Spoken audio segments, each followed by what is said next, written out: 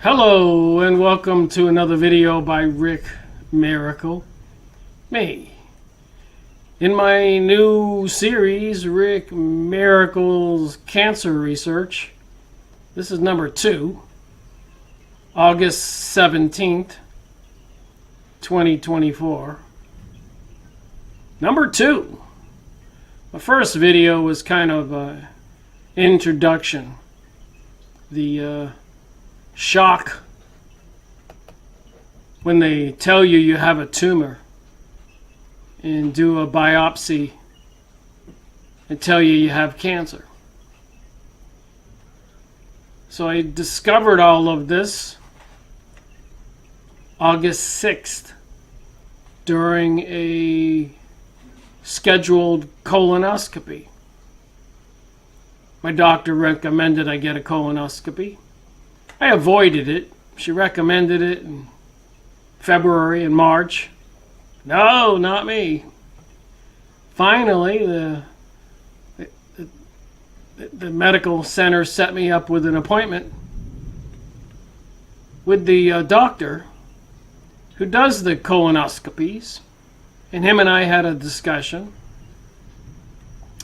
And I had already done some research. I didn't want the colonoscopy. So I knew there were 2 types.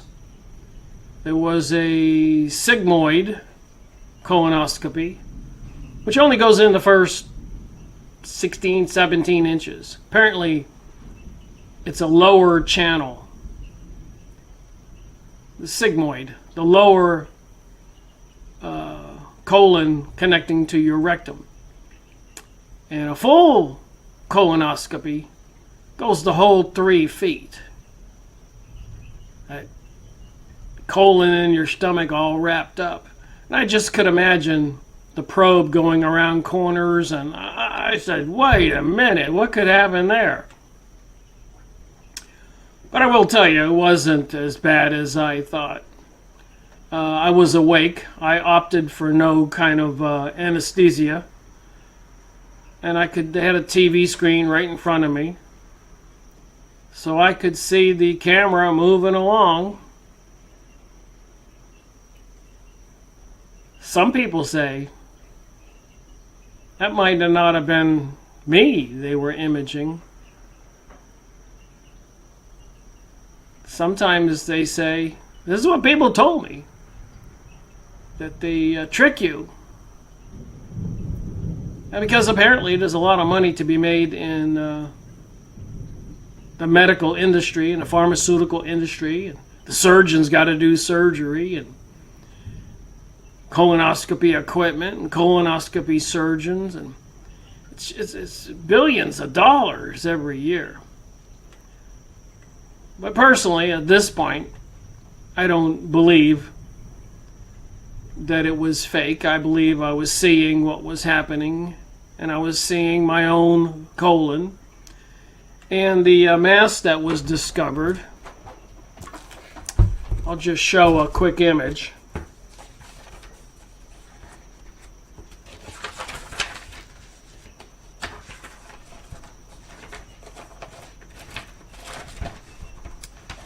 Crazy thing. It's Saturday, 4:59. I wasn't going to make a video, but the rain stopped. Alright, so what does a clean colon look like? Well, that looks about normal. A little tunnel there. What does a mass in your colon look like? That looks crazy. Look at the bottom one. You can see the mass on the bottom. So I don't know what the size inside of the colon is, how many, an inch or more. So it's hard for me to judge exactly how big it is. But it looks big.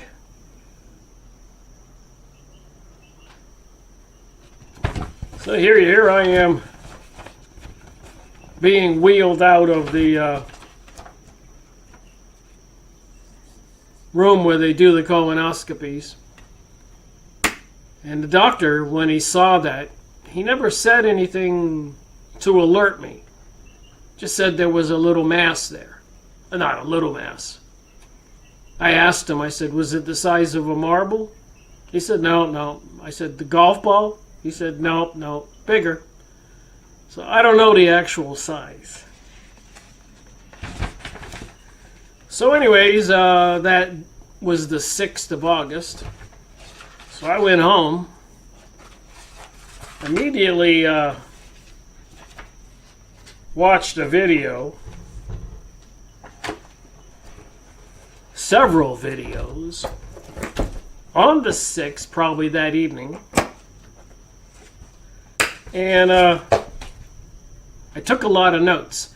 Now, I don't think too many people could do what I did. I've only been a researcher for 20 years, making videos, so I can come up to speed pretty quick. So I got these notes here I've been taking. Pages and pages. This was all before I started any kind of therapy. Pages and pages of notes. Stuff you can buy at the store to help you with the protocol.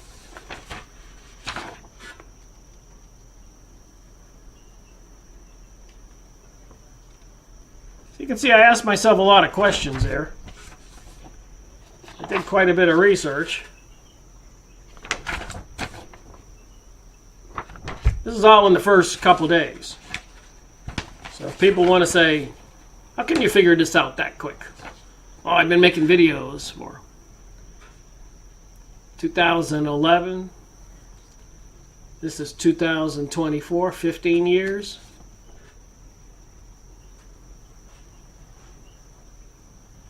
So you're probably saying, well, what does all that mean?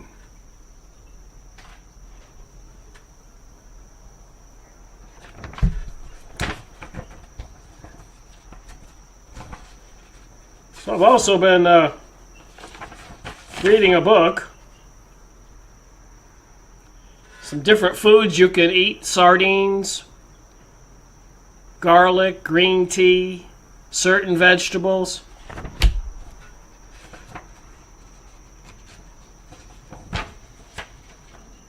This is the first couple days. I was pretty heavy into this.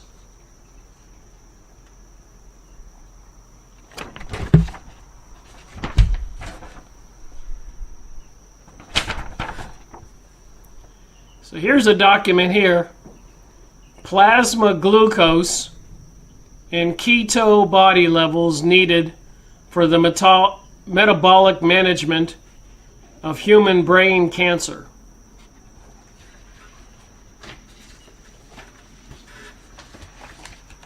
So what I've discovered reading this book, but before that, watching a couple of Thomas Seyfried's videos with other people. An overview of cancer as a metabolic disease, on the origin, management, and prevention of cancer. So how do you get cancer? What is cancer?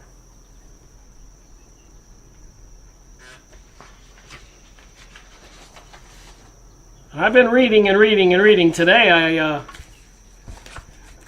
taking a deep dive into something interesting. I'll give you the short story, show you all the evidence. But the traditional medical world, I guess, was treating cancer as a genetic disease. And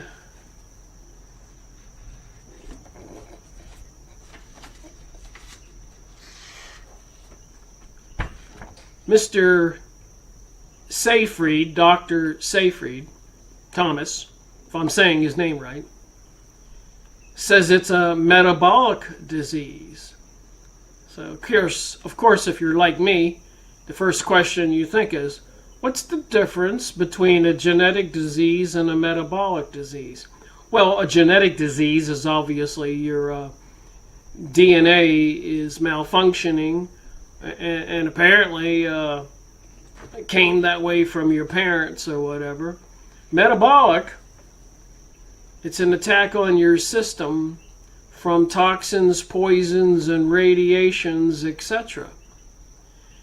And I suspect, I believe, that cancer and a lot of other ailments, diabetes, and so much more, is the cause of the detrimental pathogens and radiations in our environment, because the cancer rates are going up, up, up, up, up, up, up. Diabetes rates up, up, up, up, pre-diabetes. So something is messing with our biological system. So if I'm going to fight it, I need to understand, one, that it's not a genetic disease. It's a metabolic disease. And so what happens is some of your cells get corrupted. And when they get corrupted, apparently your DNA has a mechanism for the corrupted cell to survive, and it switches its energy supply from respiratory oxygen, normal protein, enzymes, and all that, the way our cells operate. And I'm not a doctor or a nurse or biologist, so if I make any small mistakes, put it in the comment section. But apparently, if your cell gets damaged with a toxin, poison, a virus, of course I think a virus is a toxin, or radiation. We've all seen the images of mutated fish from radiation, or places like where they had nuclear accidents and the deformity of the human beings because of their exposure to the radiation.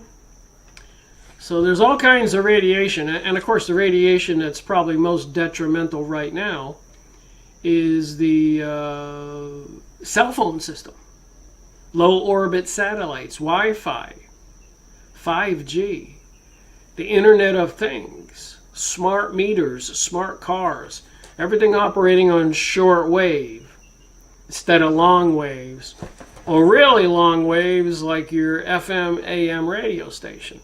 They're way up here. Probably can't stretch my arms out enough for 98 frequency 98 on your FM radio. It's a long wave. But as you move up the scale to higher frequencies, the wave gets smaller and smaller. So you can see it starts to get 2 or 3, 5, 10, 20 times smaller than your blood cell.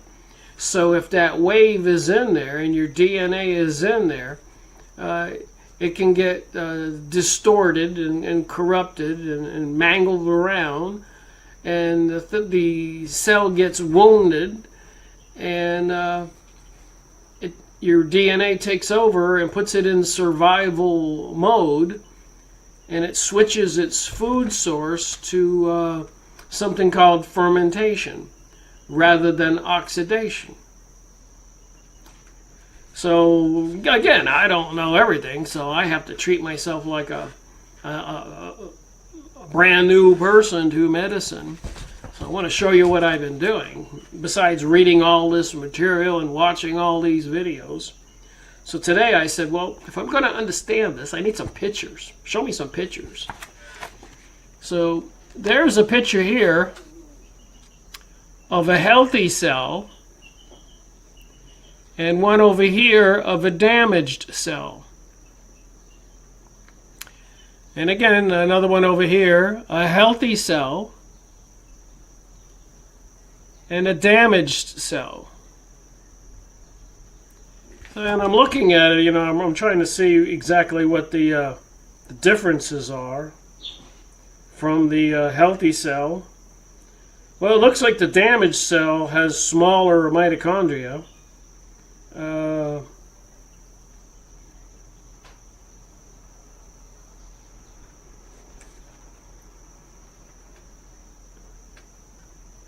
So apparently your cell does something called budding. I guess that's when a cell divides. Some of the mitochondria goes with it. So if you damage your cell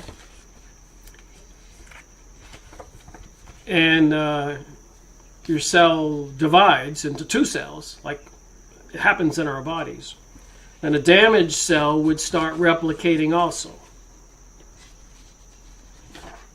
So I've been reading the book, so I'm going to share this stuff briefly. Apparently that's a cell. And then here's another picture of a cell. And in the center is a nucleus. And this is mitochondria. That little thing there with a squiggly thing inside, I guess is DNA inside of mitochondria. There's a nucleus, there's your cell. And the mitochondria, right up there, has a little squiggly line in it. So when you get your cell corrupted, damaged, it doesn't damage most of this stuff. The nucleus, the nuclear envelope, the centroid, the lymphosome. I suppose those things could get damaged, but what gets damaged particularly is the mitochondria.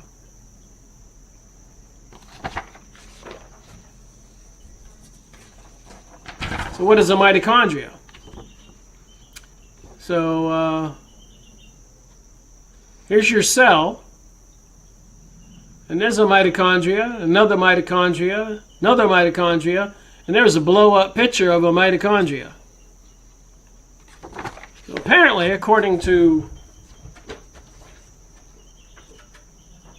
reading this book, cancer is a metabolic disease. When you mess with the cell and you cause illness, that's your metabolism. And so they're trying to understand it, and I'm understanding it a little bit. And I really thank people who are watching my first video. You made a lot of contributions to your experiences and what you did. So that's helping me a lot too. And making these videos is helping me because I'm, I got to explain this stuff and read it and go over it. And so it's a process where I learn more too. So the mitochondria apparently has you see there's a mitochondria, bunch of these in your cell. There's your cell, there's your nucleus. Mitochondria, mitochondria, mitochondria, there's a cell. And in the mitochondria has the DNA, mitochondrial DNA. So like I said, it's easy to understand how the DNA can get corrupted with a radiation frequency or toxins and poisons. You can just imagine what a poison would do, or corrosive, or maybe too heavy metals, or there's just thousands of these different variations of cancer. But the bottom line is it apparently makes its biggest attack on the mitochondria. It's most vulnerable. So I wanted to know what the mitochondria was, if that's the culprit. And here's so I also made a chart here. And you can find these images yourself. White blood cells with mitochondria is what I looked up. white blood cells with mitochondria. So what it gave me is a bunch of leukemia white blood cells. So there's the leukemia. What struck me is how this looks similar to coronaviruses. I'm just saying, it's a little fiery ball here. So you got leukemia. And so I looked up on Yahoo Image. That's another thing I wanted to mention. Yahoo Image. And white blood cells with mitochondria. So a lot of other people, if this situation happens to them, maybe they could watch my video and speed up their process. So I did a little homework, is what I'm trying to say, as you can see. And you know, that looks like a healthy red cell here, but that looks like a cancer target. So there's healthy one, healthy one, healthy one, cancer. And apparently the portion of the cell that gets damaged is the mitochondria. And so, you know, when I saw this book here, Metabolic Disease, I said, okay, I'm going to be needing metabolic therapy versus jumping in and getting surgery, chemotherapy, radiation, all of which is completely devastating. I mean, if they cut a couple inches out of your colon, or if you got a tumor near your lung or kidney, it's traumatic. I mean, you're laid up. You're down for the count. And then after that, the cancer's spread in your lymph nodes and your other organs, and you need chemotherapy and radiation. So double whammy. You're down for the count. You're laying in a bed. Everybody comes to visit you.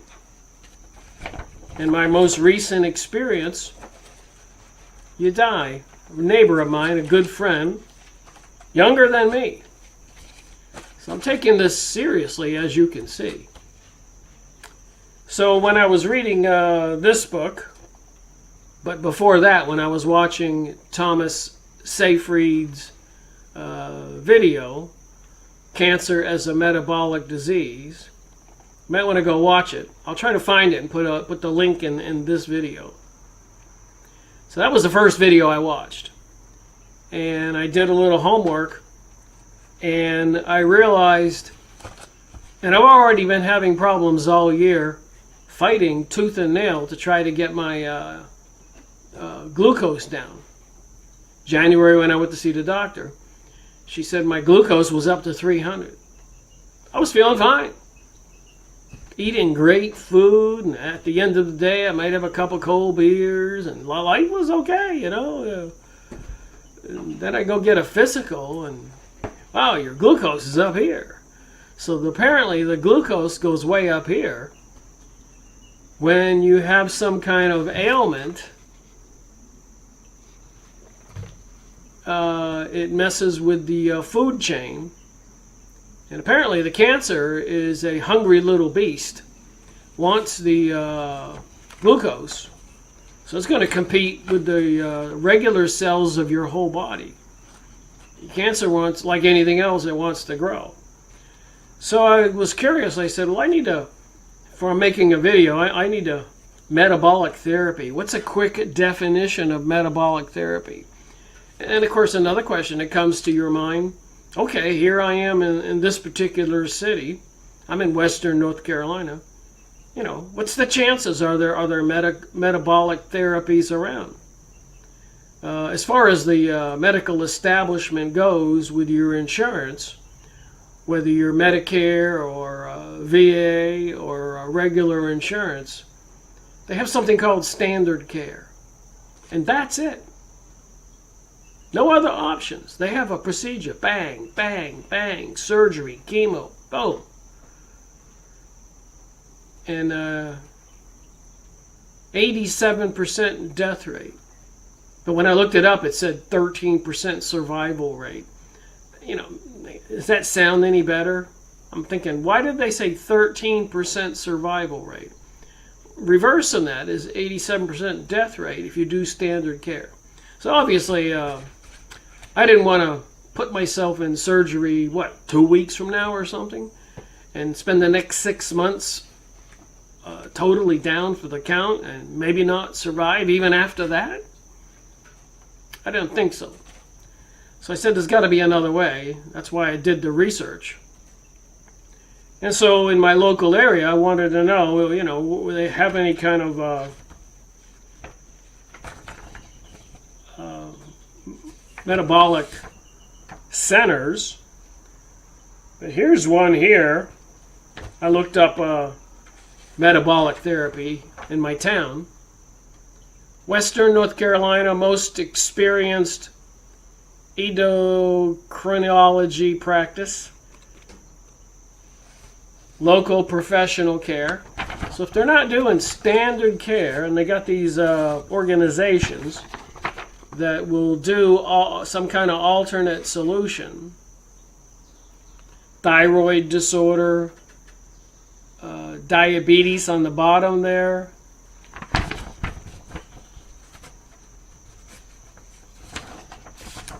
Says here, since 1983, Asheville Diabetes and the Endosserin Center has specialized in the care of adults with diabetes and endosserin disorders such as thyroid cancer and osteoporosis. Pardon my pronouncing. Our staff has the knowledge to help you with the treatment. So anyways, insurance doesn't cover this stuff. It's very expensive. They want to charge a lot of money if you want to live, if you got any money. If you don't have any money, too bad. So I was just doing this research today. Metabolic therapies, purported benefits, side effects, and more. So there's your blood cell, there's the mitochondria. Nutritional therapies, that's metabolic therapies. Nutritional therapies, Gerson regimen, Kelly therapy, Gonzalez regimen, Contreras therapy, Manner therapy. So these are not the things that I'm doing, and I'm going to try to explain it. Some of them, I guess. There's a second page to that research. Metabolic therapies do not treat or cure cancer. So apparently the establishment is pretty much going to reject any claims that taking another approach versus surgery and chemo, etc. So metabolic therapies do not treat and cure cancer. The Memorial Sloan Kettering Cancer Center. Cancer is caused by a combination of genetic and environmental factors. Okay, so the environmental factors messes with your genetics, your DNA. However, most people who promote metabolic therapies stress the environmental component, claiming that cancer was caused by the accumulation of toxins from sources such as food, additives, preservatives, pesticides, industrial pollution. And they believe the removal of these toxins through bowel purging and healthy diet, they claim allows the body to heal naturally. Although diet may play a role in cancer prevention, it is true that some cancers are associated with the environmental exposures. There are no data to show that toxins can be removed to change the course of cancer. Ba-boom, that's where I'm at. There is a whole lot of information. That's part of the therapy I'm in with the coach that I have. In addition, some aspects of the metabolic diets can be harmful. For example, the Gerson regimen restricts diet to an unhealthy point and can cause nutritional deficiencies. Oversupplementation in such diets has led to toxicity and hospitalization. Animal extracts were found to be contaminated. Coffee enemas. When I was reading this, I thought, how ridiculous is this report? Is also used in several metabolic therapies. So you got cancer and they're going to give you a coffee enema. There are theories about coffee enemas aiding excretion from the liver and colon, but none of them have been proven. In addition, coffee enemas can cause electrolyte imbalances in the blood, impaired nutrient absorption, inflammation of the colon and abdominal plane. So if you check your local sources, it's not going to be easy to find somebody who's into the things that I'm going to show you.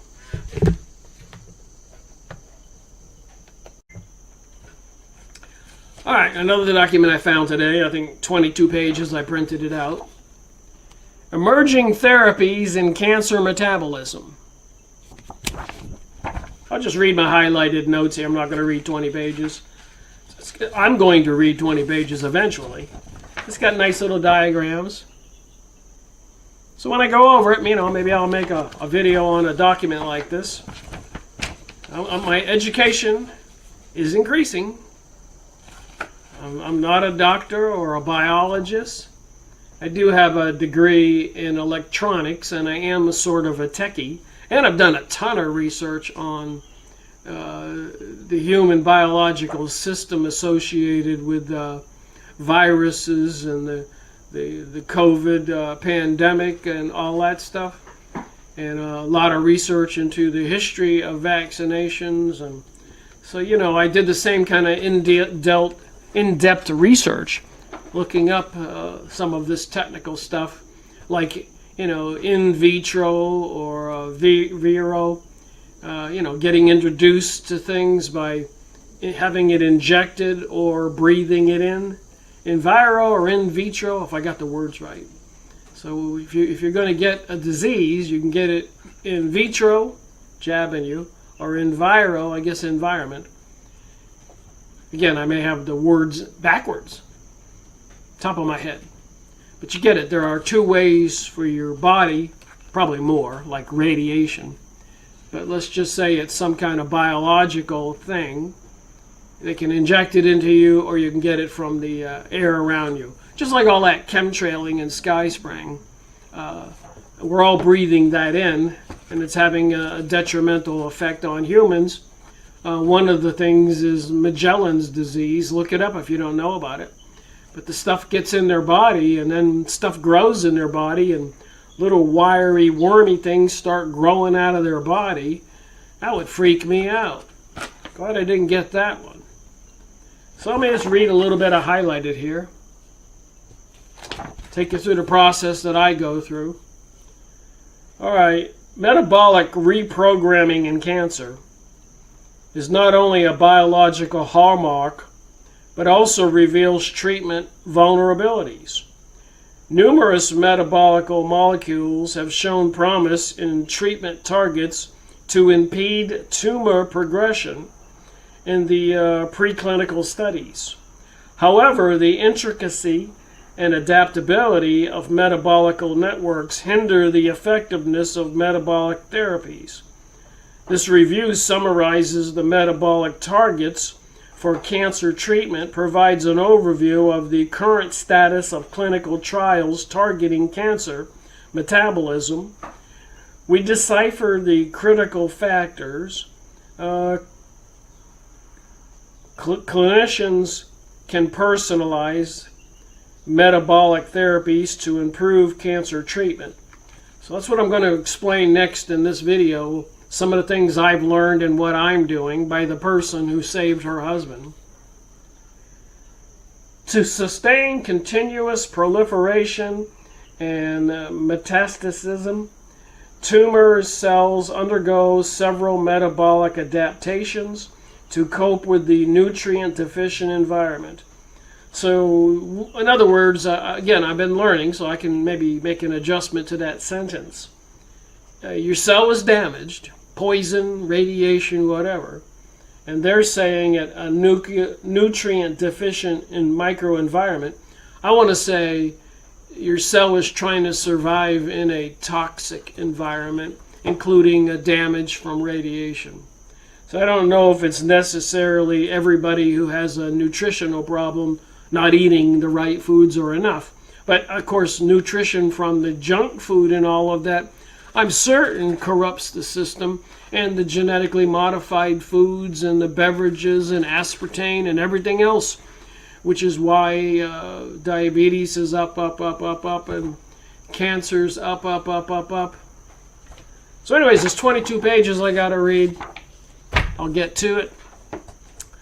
So again, I've been reading this book and watching his videos, so I did learn some things, and I'll try to give you a short synopsis.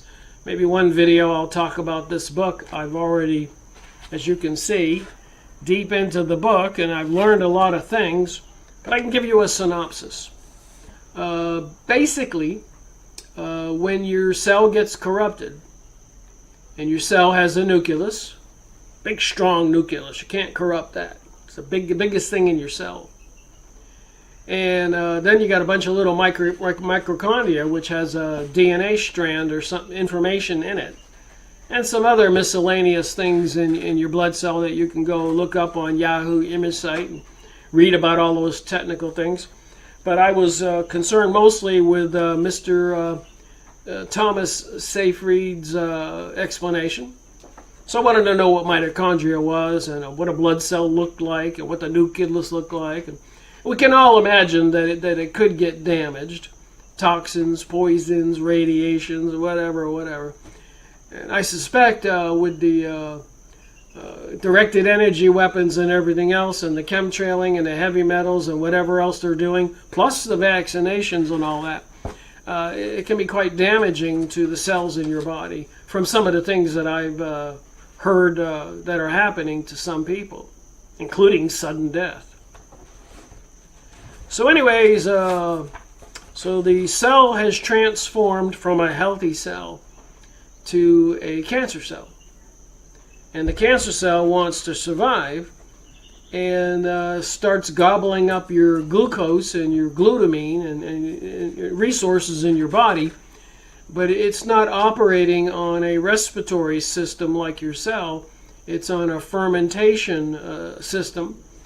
And you know what fermented foods look like, or if you put a bunch of junk foods in a pile, it starts fermenting, and the flies and the maggots. It's a cesspool. So the cell damaged becomes a cancer cell, which apparently creates and lives in a cesspool-like environment in your body. And apparently, in my case, I think, it messes with your glucose count, and your doctor tells you have pre-diabetes, which is why she said you're at 300 in January, and this is, of course, August. She wanted to do a colonoscopy back in February, and I'm like, no way. And maybe that wasn't the smartest thing, but so far between then and now, I've been healthy and got a lot done this year and enjoying life. And if I had opted for the colonoscopy and followed what they said and got the surgery, if the tumor was there, that mass, and then got chemo, I might not be here today, which is another big point. If you don't go with standard care, a lot of people live 4 or 5 or 6 years, but surgery and chemo, some people are given months to live. So if you want to shorten your life, don't do any homework and research and just follow, I guess, what they tell you to do, and that's my opinion, right or wrong. So anyways, this cancer cell is now thriving and living off your system, and you're starting to feel fatigued, and your diabetes is up, so they tell you somebody's messing with your insulin system, your glucose system. And so this doctor, who is a professor at Boston College, was not a doctor. I guess he's a doctor, PhD, but he's not a doctor, but he does this kind of research at Boston College. He's a professor. And his discovery was the cancer cell fermenting is feeding off of glucose and glutamine so it can survive and thrive. And apparently that led him to think, is there any way to starve a cancer cell? And of course your regular cells use glucose and glutamine also. But the difference between a cancer cell and your regular cells, if you take away the sugar, the glutamine, and other foods that process into sugar, glutamines, your cell will revert to ketones. Apparently something else that's in your body besides glucose and glutamine and proteins, and so ketones. So the doctor's thinking, not quite sure how he rationalized this, how it unfolded. He researched a lot of other people, but he said, wait a minute, if I need to kill the cancer cells. That's what we would all like, the metabolism. So his idea was to starve them by taking away the food source, the glucose. And most of us would be like freaking out. Wait a minute, I can't have my bread, I can't have my cookies, I can't have my chocolate bar, I can't have my soda. All this stuff that is super high in all of this glucose, sugar, causing a lot of havoc all over the world. The big pharmaceuticals and the big corporations with their food processing plants, processed foods and all that. They're just shoveling that out there to everybody. And so apparently that's why the cancer is going up, up, up, and people are getting pre-diabetes, up, up, up. And with pre-diabetes comes a lot of other ailments. So what they came up with is a protocol in this book to try to take away the food from a cancer cell. And that's where my little tough job has come in, because when you do this kind of therapy, it's not like going to the doctor and getting some pills. You've got some tough work to do. And one of the pieces of that work is you got to get your glucose down. It's called a keto diet. A lot of people go on keto diet to lose weight. Get it? Keto diet to lose weight. How do you lose weight? You take away the food, the sugars and all that stuff. So you go to foods that don't have all those sugars and starches, and no potatoes and no French fries, and no cookies or no bread. Most of the stuff we all eat all the time. And you got to stay strict diet, leafy vegetables.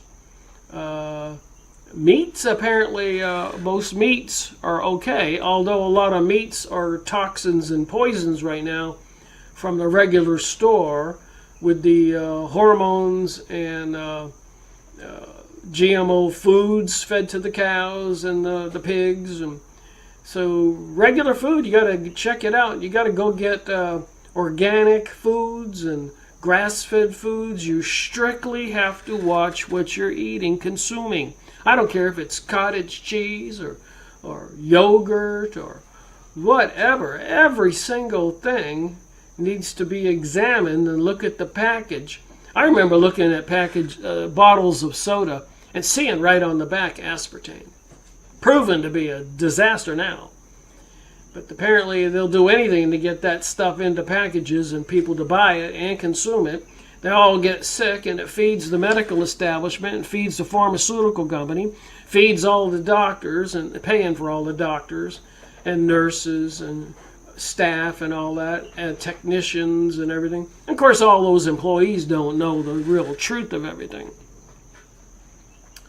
Just like apparently a lot of pilots don't know that they're involved in or witnessing the dumping of pathogens and toxins and poisons in the air, and all the technicians installing the 5G and the HARP transmitters and the Gwen towers and the Doppler radar and the SAGE antennas at the airport. All this radiation everywhere is beating the heck out of our bodies and our cells. So anyways, back to my story is, I've been changing my diet to keto. And it's been a tough ride, and I measure my keto. There's a special meter called a Mojo, M-O-G-O, a Keto Mojo, which measures glucose and ketos. But you got to plug a certain strip in, a blue one for the ketos and a brown one for the glucose. So you sit there with 1 meter and put one in and then prick your finger. That hurts, ouch. And then take a sample of the blood and measure your ketones, and then you wipe your finger off and take out the little strip and put in a glucose strip, a brown one, and make sure if your finger's not still leaking, if you squeeze it, you got to prick it again with a new one. You can't reuse a little pricker. Of course, that wouldn't be a wise idea. It's like reusing a needle. The druggies do. So, it's a battle just to do your measurements. But I do them, and you can see here, I started as soon as I watched Thomas Seyfried's video, and I got a gist of what was going on, without knowing more than I knew and talking to other people. I knew I had to fast for a while to get my glucose down, because I was having problems before that all year with glucose. So I had to fast. So I started fasting before I found out a lot of this information, because I said to myself, well, when I do get the correct information and they tell me I got to start fasting, I will have already been fasting, and I'll be able to go faster from the 6th to the 17th, 11 days ago, and here I am. And you can see all this paperwork and probably 20 videos I've watched. And my wife's watching videos, and we're both reading books. And I'm talking to my therapist person, and she's giving me a lot of coaching and a lot of advice. And so it's a process, but you can do it. Anybody can do it. So you take your meter reading, and 1.8. Now remember, 1.8 here was not a bad reading, but I'd already been fasting for 24 hours. So I hadn't eaten anything for 2 days. So my ketones, when you don't eat, your ketones go up because your cells need a food supply. When you're eating a bunch of ice cream and sugary chocolate and cake and cookies and all the stuff with carbohydrates and all that, you have a lot of glucose in your body, sugars, and your body doesn't produce many ketones. It's not necessary. It's a backup system. So you need to get your ketones up, because your blood cells, you can feed off them when you take away the sugar, the food, the carbohydrates. So that you can't starve the cancer cell, but you can still allow your blood cell to get some food, ketones, which is an emergency backup system in your body. It's a good thing cancer cells can't consume ketones. So they have this little chart here, and you can see what you need to do is keep your ketones level up. See, if you're eating regular food and you don't have anything wrong with you, and you measure your ketones, it's going to be like 0.5. It's going to be almost non-existent. But then again, let's say you broke down in your car and you got to walk through the woods for 2 days. Your carbohydrates are going to go down, of course, you're not eating. And your ketones are going to kick in and go up and feed your system so you can stay alive. And that state's called ketosis. It says there, post-exercise ketosis, fasting ketosis. So apparently I've made it up to over to 5 so far. My target is to get into between 5 and 6. It looks like it's really hard. If you're like me and you had a little bit of a belly, there's a lot of reserves there for your body to access. And it's when you stop eating, it's going to go and get some of that belly fat in your body, your fat. And so it's going to continue supplying glucose and other fuel sources to your body. So I've lost almost my entire stomach from being a little bit pouchy. So my wife says, wow, look at you, Slim. So anyways, what you need to do is get yourself where your ketones are up and your glucose is down. And I've been staying in here for the past how many days? Since the fasting. So 9 days, 8 days. I've been fasting, and then I bought the meter. I got it in the mail from Amazon, and changed my diet and quit drinking the cold beer. And well, life is really tough sometimes. And you can see that I do it every day. And 1.8, 2.1, 3.8, 4.5. I was serious. I was getting up there with the ketones to 4.5, way up here. This is ketosis. That's where you need to keep your body full of ketosis, ketones, because you want your glucose, your fuel, to be gone, because that's what the cancer feeds on. So anyways, this is 7 to 14. So 8 days here. I've been doing this every couple hours. And I've also had 1, 2, 3, 4, 5, 6, I believe. On my next sheet of paper. 6. Today's 17. So I've had 7. 6 appointments because I started last Sunday. They let me start on Sunday, and I go every day. Get there about 11 and leave about 2. And I'll show you what I do when I'm there. Anyway, so you can see the last couple days. 8:16, 8:17, 105, 2.4, 3.8, that's high, ketosis. 1.5, whenever I eat, my ketosis goes down. And I'm eating ketones, I'm eating a ketone diet, but apparently it still boosts the glucose in your system. So apparently you have to tweak it. So apparently it's a tough job. I got to see if there's a resource out there that'll give me some suggestions about what I eat. That's all supposed to be keto, but apparently it's not good for pre-diabetes and glucose. So not only do I have to limit my food, I've got to limit it even more to try to tighten this ketosis up. But my glucose was 160, 180, 200, 150. But apparently, my changing my diet and fasting has got that closer to 100 or under. 97, 97, 97, 2.9 ketosis, 3.2 ketosis. So, and I have these appointments. I go every day, and I document what I eat. I ate salmon and egg and salad. So there's no carbohydrates in salmon, egg, and salad, greens, tomato, maybe a little vinegar. All right.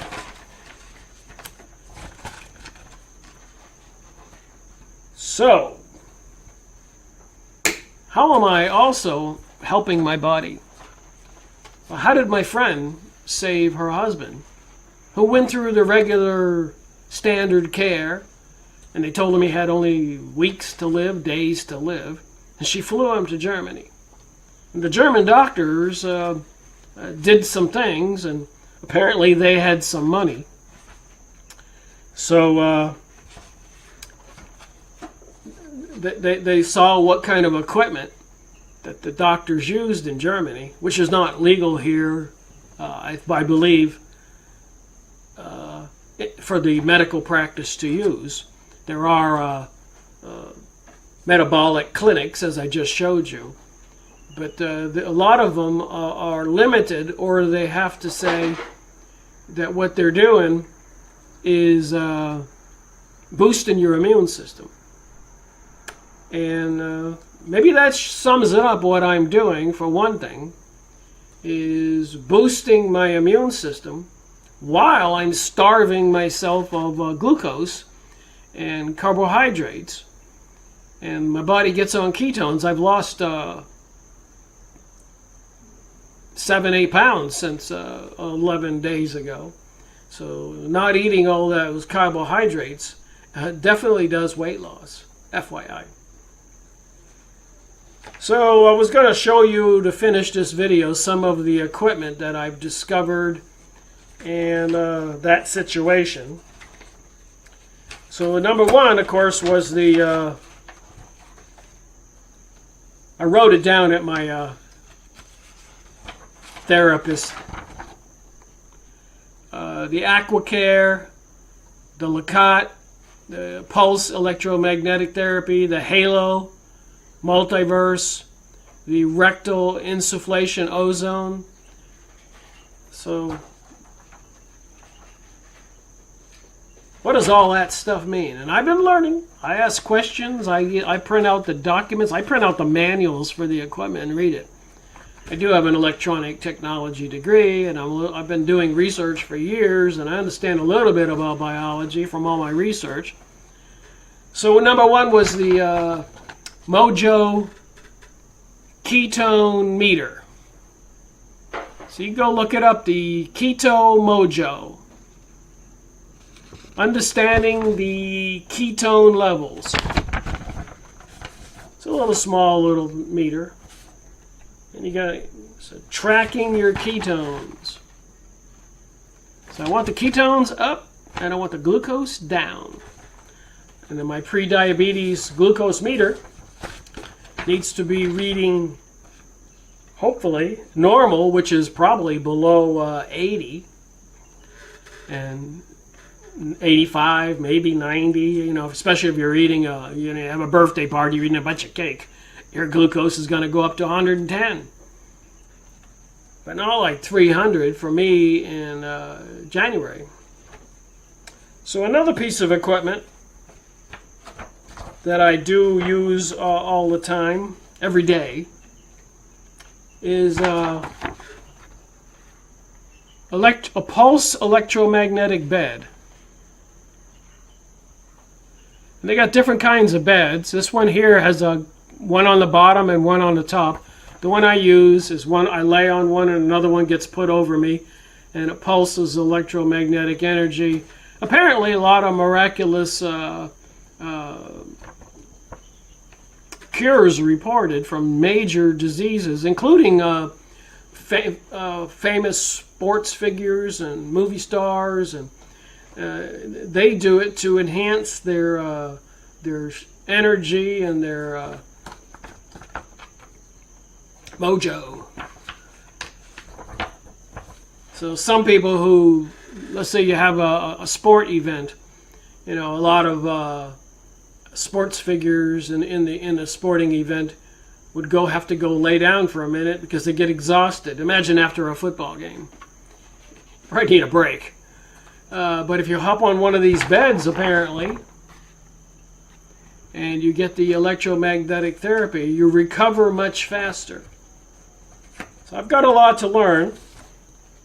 So there's the box that handles the electricity. I don't know if there's a picture of a bed here. So I've been investigating all this. I don't just blindly say, take me away, doc. I'll do whatever you say. I got to look into it. You know, is this stuff legitimate? And it appears that there's enough people out there, including when you watch Thomas Seyfried's videos and many others, you can look up pulse electromagnetic frequencies. And you'll see a lot of videos, people telling you about these electromagnetic devices. As you can see right here, PEMF, confused. So this guy here, PEMF Joe, you can go to his Substack papers that he writes. about pulsed electromagnetic frequencies, the beds. And then he has another one here about the different kinds.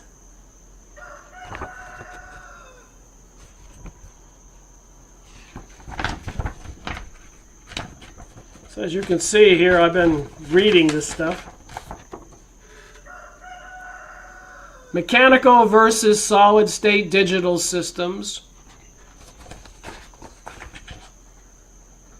So I had to make this big binder. I have so many different resources, and I have these little tabs here so I can go to the section I want. For example, if I need to find out what kind of foods are on keto list with no sugars or glucose, I have a chapter in here, keto. So the pulse electromagnetic bed is one. Number two is the Mojo, Keto Mojo meter, so you know where you're at. Number three, this was an interesting education. The AquaCure. So apparently there's a mixture of hydrogen and oxygen, 2 parts hydrogen, 1 part oxygen, created by this device. It's called Brown's gas because a guy, Mr. Brown, invented it. So they named it after him. Funny thing is, he didn't invent it for medical reasons. He invented it for a gas for welding torches. So it has a reservoir inside and a couple electrodes, and it creates the Brown's gas. And there's 2 ways to consume the Brown's gas. They run the gas through water and create Brown's gas water. And you can buy it online. And the other one is it has a little connector here for a little plastic hose and a little thing that goes on your nostrils. Wrap it around your ear and hangs there like this. Like an oxygen device. You're breathing it, carrying a tank around. So the AquaCure and the Brown's gas, and as you can see here, numerous pages on Brown's gas and testimonies from people. See what I got highlighted. It says here, developed 30 years, electrolyzer research and development, feedback from thousands of customers. So thousands of people out there with serious ailment. I can't tell you all this on this one thing, but I'll probably make a long video just on this one topic. Special mixture of hydrogen and oxygen gases, 66% hydrogen, 33 oxygen, just like I said. So I don't just print these things out, I actually read everything. Providing water and gas for health of plants, fish, birds, reptiles, and mammals. So they acknowledge that this Brown's gas helps all the animals, but of course the medical establishment hasn't approved it for medical use, especially with insurance companies and cancer. Creating new water had its memory entirely erased. And the things that you can do, like programming for health, apparently there's a lot to do, and I got a lot to learn, as you can see. The problem that everyone is scared to tell you, for fear you won't buy their machine, is that hydrogen, when mixed with oxygen, is the world's most explosive gas. So apparently his device has a lot of safety features.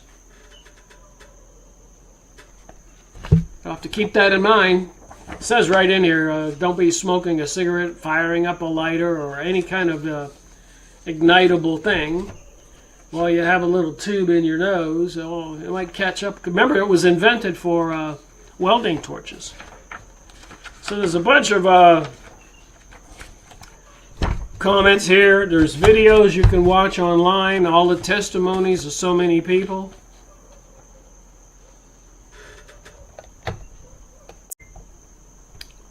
All right, I got more to talk about, but I need to take a break. I put a link down below. Go get funding. I'm not using any kind of insurance. I'm paying for all of this, and I can't afford it. So if you can help out, I'm going to keep making videos and sharing my experiences, but it is costing me, and I've been pulling from everything I can to pay for this month's with my therapist. She charges $3,000 a month every day. But when I look at the equipment, every day from 11 to 2 plus or minus. But when I look at the equipment, for example, one of the pieces I'm going to show you, or the Brown's gas machine I just showed you, the AquaCure, that's $2,500. The other thing that I've been using is the whole cat ozone sauna. So I get in this sauna, I put a towel around my neck so the vapors can't get out. It gets all hot, just like a hot sauna. Except it's hooked up to ozone, so your whole body is covered in ozone. And apparently also some electro plates where your feet sit. That electrical energy goes into your body with certain frequencies for certain ailments. The machine is programmable. And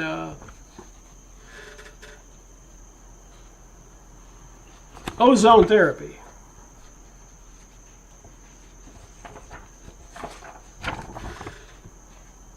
There's the machine. You sit right in there. Wellness sauna, powerful treatments. So apparently a lot of people are fully aware that ozone therapy as an adjuvant for cancer treatment, further research warranted. So there's all kinds of evidence that this treatment works. And, you know, if your body is worn down, beaten up because of the tumor and the cancer, and you're doing these devices, the pulse electromagnetic bed, the ozone therapy, you're repairing anything that might be broken. These things have been proven, in my opinion. You can go watch videos. There's tons of material. And eventually, even a lot of the people making videos, and including Dr. Seyfried, eventually this kind of stuff will be the norm. I mean, a lot of people are going to be doing it, and the testimonies will keep getting out there, especially people who went through standard care and surgery and chemo, and then they said, well, it's spread, you got 2-3 weeks, a month to live. Then they fly to Germany or elsewhere and do this different kind of therapies, and they come back healthy and are alive years later. The word's got to get out there. Ozone therapy for cancer, unveiling its role in oncology. Numerous pages. I've got so much to read. Good thing I'm a researcher and I like to read. I'm just showing some of these documents.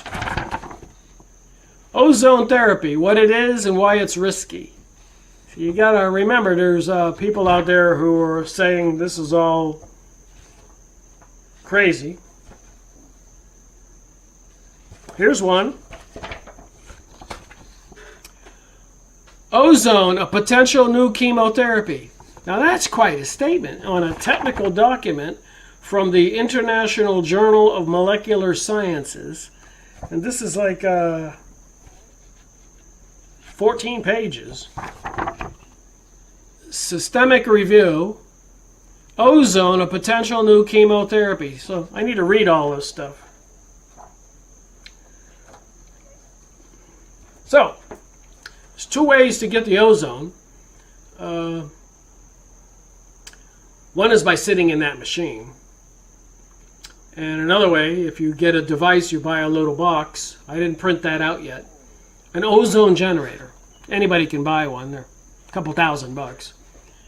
And apparently for different kind of ailments. Let's say you have a sclerosis or some kind of disease on your knee or your arm, and you put a bag around it and you pump in the ozone. Apparently it heals really fast. Another way is they put some of it in a plastic bag, and you go into a room with a bed and stick a catheter, a little tube up your keister, about this far. A little small little thing like a thermometer, but it's a little flexible. So it doesn't hurt. You just stick it up there 4 or 5 inches, and then you get the bag in your hand. You're all alone, and you you roll the top of the bag down to the bottom and get all the gas inside of you, and then you lay there in the bed for 20 minutes to get ozone. And apparently it goes into your colon and hits all the blood vessels, and actually all that ozone goes through your whole body back and forth. Apparently, as you just saw, potentially a new chemotherapy. So again, I got more to share and more to do, and keeping you updated with my story. Getting back to the ketosis and getting rid of the glucose and upping the ketones. So that's pressing your system down so that the tumor and cancer is struggling. That's called the press. The pulse is another thing. The pulse needs to take the final blow and kill the cancer or the tumor cells. Because the pressing reduction of glucose apparently isn't enough to actually kill the cancer and the tumor cells, because they're able to get glutamine, another thing in your body. And you can't turn off glutamine like you can glucose, because your cells and everything in your body needs the glutamine. But just like if you jump in a pool and you hold your breath for 3 minutes, you're not going to drown. You're going to come back up, hopefully. It's the same theory with glutamine. You need to jump in the water and hold your breath. In other words, you need to do something to your body to stop the glutamine for like 24 hours, which is apparently quite traumatic. It's a drug. But if you're in a state of ketosis and your cancer cells and tumors are all flailing and weak, hopefully dying, and then you pulse them with different kinds of drugs. And apparently Thomas Seyfried mentions a drug called DON, D-O-N. That's the simple name. It's a medical, technical, long name. That if you weaken the cancer cells, the DON, if you get an injection, kills them all after they've been weakened. But apparently it's illegal to sell it in the United States. It's not approved. So all kinds of stuff you can look up about Seyfried. There's all kinds of stuff on the internet. So apparently he's pretty popular. A lot of people have written good things and made good videos.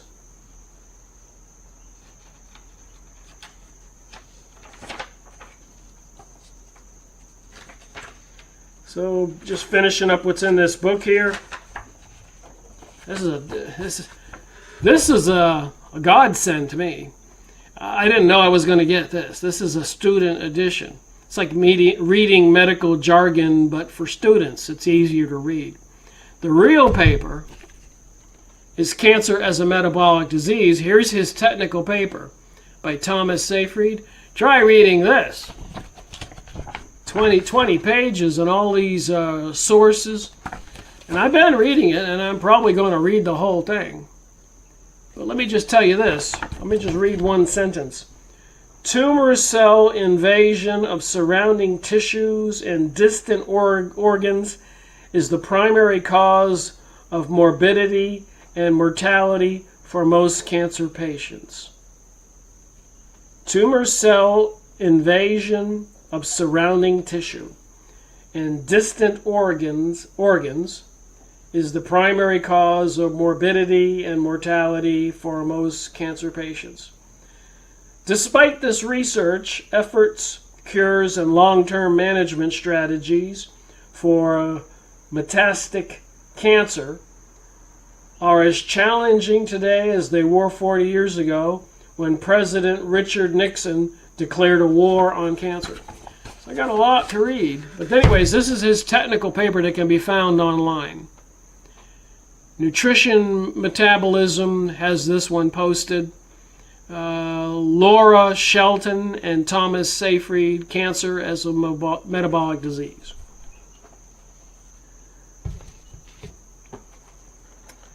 And got another one here. A glutton for punishment. Metabolic therapy, bioenergetic analysis, the missing piece of the puzzle. The National Library of Medicine, PMC, PubMed Central. Most cancers display a preference not only towards the aerobic glycosis, Warburg effect, and glutamine, so your cancer cells like glucose and glutamine.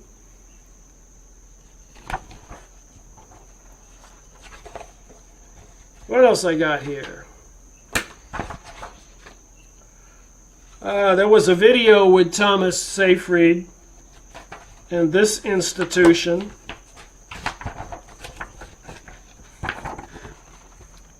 Hippocrates, a really good video. And I had to print this out because after watching the video, I wanted to find out where they were. So what they're doing is they read Thomas Seyfried's book, and they started out by putting ads in the newspaper for anybody who had a dog with cancer, because you can do this stuff with dogs. And apparently, I mean, dogs that were just about to die, dogs that were just going to be put down, and they reduced the glucose and all that stuff that I've been mentioning, and of course, when you're feeding a dog, you can feed it whatever you want. It's not going to have a hard time like I do saying no to everything. So the dog's cancers were being cured, and the whole idea was to keep proving it and proving it and proving it so we could start doing it to humans. So apparently they do have institutions, their research foundation.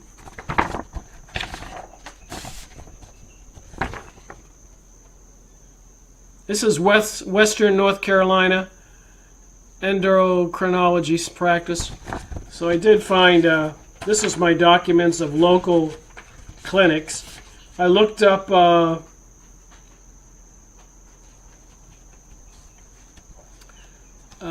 metabolic doctors in my area, and I printed out went to their websites, and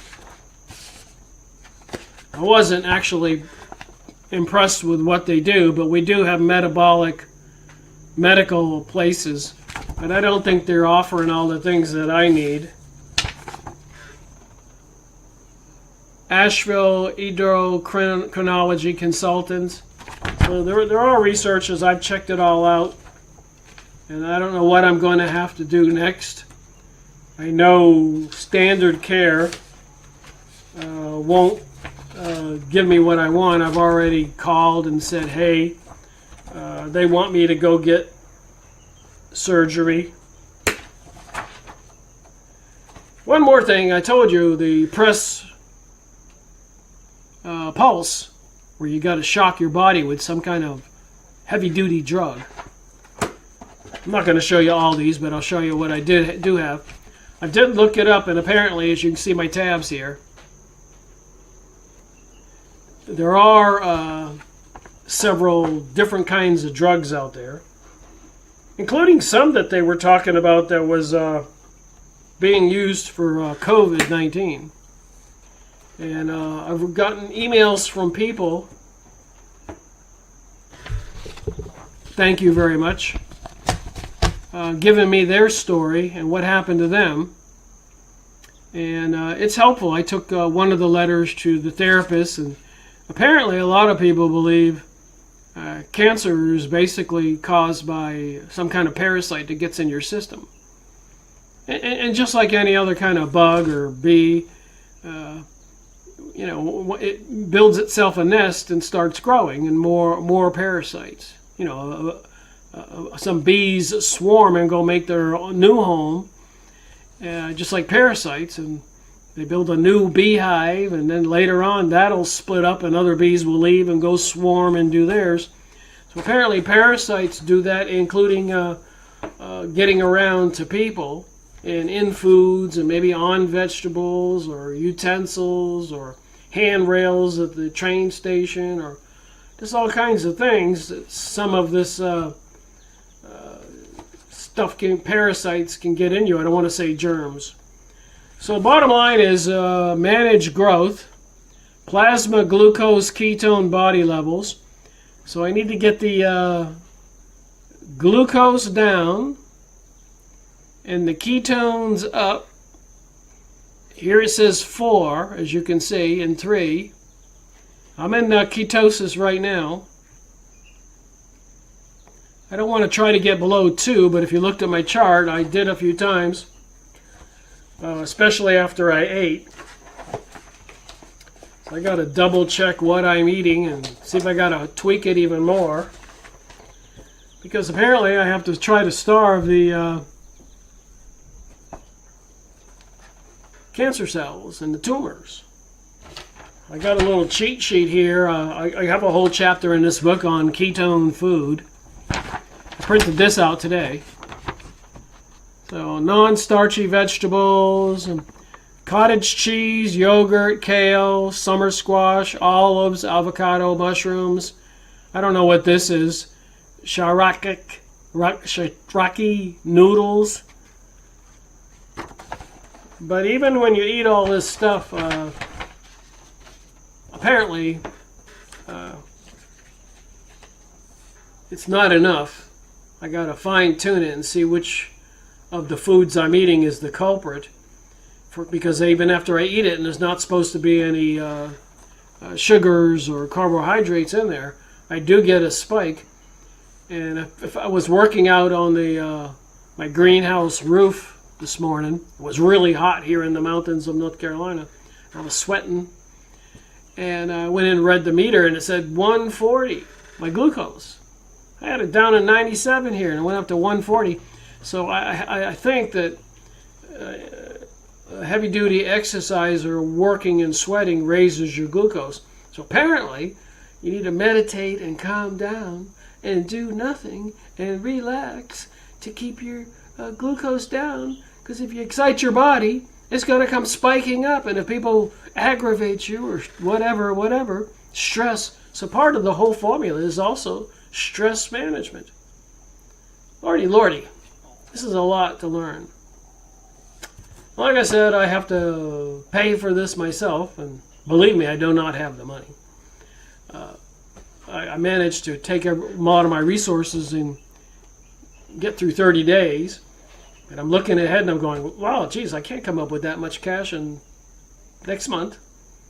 So I created the Go Get funding. Whatever. The Lord will provide. It'll all work out. Thanks for watching my video, and thank you people who have been leaving good comments and good suggestions and your stories. Maybe this will turn into a book.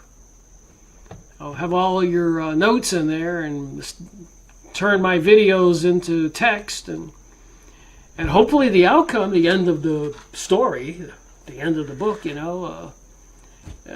everything is fine. I'm happy and healthy and out there on a beach like this someday. Rick Miracle reporting.